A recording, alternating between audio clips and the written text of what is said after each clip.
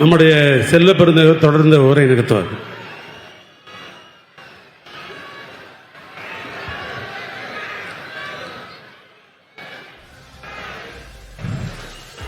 புதுடெல்லியிலே நடந்த காங்கிரஸ் கமிட்டியின் காரியகர்த்தா கூட்டத்தில்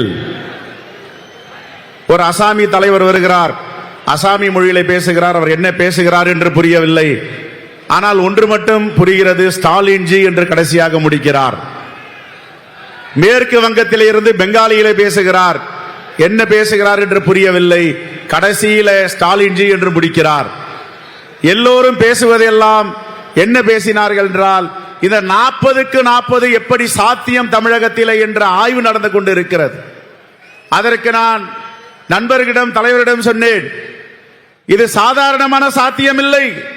3 ஆண்டுகால கடினமான உழைப்பு, 3 ஆண்டுகள் போட்ட திட்டங்கள், நிதி ஒதுக்கினால் போதாது, அந்த திட்டங்களை நடைமுறைப்படுத்துவதை கண்காணிக்க வேண்டும். இந்தியாவிலே அப்படி ஒரு முதலமைச்சர் கண்காணித்தார், வெற்றி பெற்றார் என்றால் எங்களுடைய முதலமைச்சர் மாண்புமிகு அண்ணன் தளபதி அவர்கள் என்று ஓங்கி உரைத்துக் கொண்டிருந்தோம். தமிழ்நாட்டுக்கு பெருமை, தமிழர்களுக்கு பெருமை. இந்த பெருமையை தமிழ்நாட்டுக்கு ஏற்படுத்தி கொடுத்த நம்முடைய மாண்புமிகு முதலமைச்சர் அவர்களுக்கு என்னுடைய மனமார்ந்த நன்றியை நாங்கள் தெரிவித்துக் கொள்ள கடமைப்பட்டு இருக்கிறோம். திட்டங்கள் போடுவது எப்படி, அதை செயலாற்றுவது எப்படி, நடைமுறைப்படுத்துவது எப்படி, இதையெல்லாம் நான் நூலகத்திலே படிக்கும் பொழுது கடந்த 10 ஆண்டுகளாக 110 விதியின் கீழ் அறிவிப்பு செய்திருக்கிறார்கள்.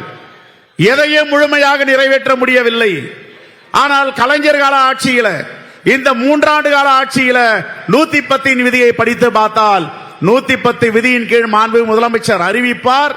1 மாதத்தில் திட்டம் நடைமுறைக்கு வரும், நடந்து கொண்டிருக்கும். அடுத்த கூட்டத்தொடர் தொடங்குவதற்குள் அதற்கு ஒரு முடிவு ஏற்படும். இப்படி ஆட்சி செய்தால் இன்னும் 25 ஆண்டுகளுக்கு நம்முடைய கூட்டணியை, நம்முடைய முதலமைச்சரை யாராலும் அசைக்க முடியாது என்ற வரலாறு படைக்கப் போகிறது.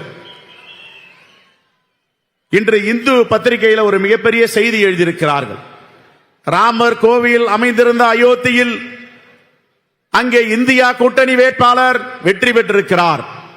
வெற்றி பெற்றவர் ஒரு தலித் சமூகத்தை சார்ந்தவர்.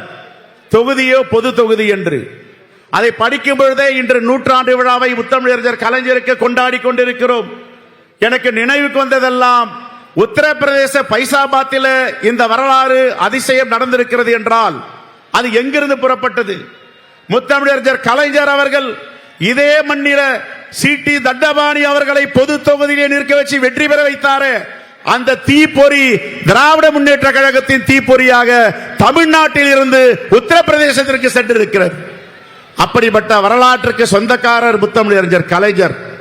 அவருடைய வழித்தோன்றலாக தமிழ்நாட்டு மக்களின் நம்பிக்கை பெற்ற தலைவராக இருக்கின்ற அண்ணன் தளபதி அவர்கள் இன்று அடுத்த தேர்தலுக்கு என்ன தேர்தல் வாக்குறுதி கொடுப்பது என்பதே புரியவில்லை. எல்லா தேர்தல் வாக்குறுதியும் நிறைவேற்றிவிட்டார்.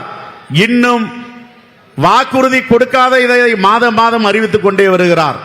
அது புதுமை பெண் திட்டமாகட்டும், மக்களை தேடி மருத்துவமாகட்டும், எண்ணும் எழுத்தமாகட்டும், இல்லம் தேடி கல்வியாகட்டும், இண்டுயிர் காப்பம் 48 ஆகட்டும், இப்போது ஒரு புதிய அறிவிப்பை செய்திருக்கிறார், தமிழ் புதல்வன் என்று. இதையெல்லாம் இந்தியாவில் உள்ள முதலமைச்சர்கள் கூர்ந்து கவனிக்கிறார்கள். இப்படிப்பட்ட ஆற்றலும் இப்படிப்பட்ட துணிச்சலும் நிதி ஆதாரமே தமிழ்நாட்டில் இல்லையே, எப்படி இதையெல்லாம் நிறைவேற்ற முடிகிறது? கடந்த 10 ஆண்டுகளாக அதிமுக ஆட்சியில கொள்ளையடித்து கஜானாவை காலி செய்து சுரண்டி எடுத்து சென்று விட்டார்கள்.